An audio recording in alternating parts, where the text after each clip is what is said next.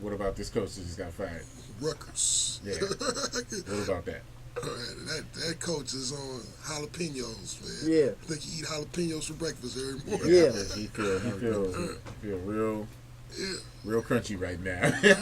You know, another version of Bobby Knight. I mean, you know, Bobby Knight was headbutting players. You know, this is on TV too. Mm-hmm. At that, you know, but I mean, I'm surprised you know players take flight on him. And he wasn't no fights. Yeah, that's what I was surprised about. I was surprised at that too. But you got to understand, he's in an authority type position.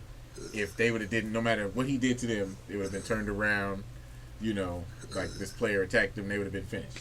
He would have still been there. Bobby Knight doing it. He's been coaching for how long? But this guy was only coaching for what, 3 years or so? Did he have that kind of relationship with those kids? Yeah. I don't know. That's why I look at that. And it's also like a whole new era where, you know, Bobby Knight's era, that was a little bit more tolerated. Yeah. Right. I seen Bobby Knight interview. He actually answered that, like, you know, he come from an era like, you know, very tough. Now you have to be like more military. sensitive. Yeah, you have Like to military. you have to massage. Mel, I want to ask you this question because I know like you're a very community guy. I'm not going to say pro-black, but you stand up for a lot of like issues in the community.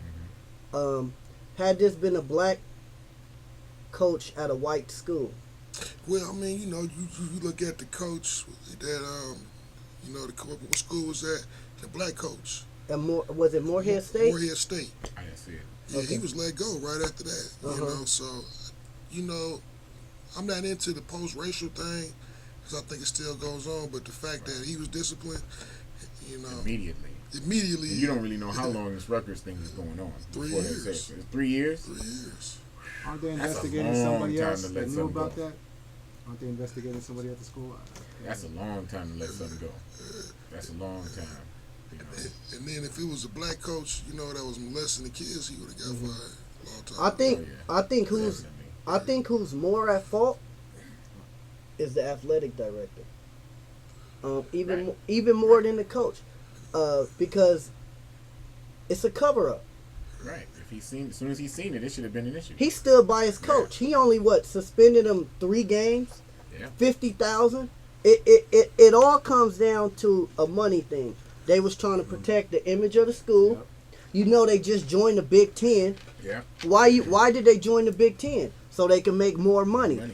And you can't go into the Big Ten, you know, with this negative publicity. I mean, and then this your first year. You come in with this. So they was hoping to have this issue and sweep it under the rug. My question is, who decided to put it on outside the lines? Right.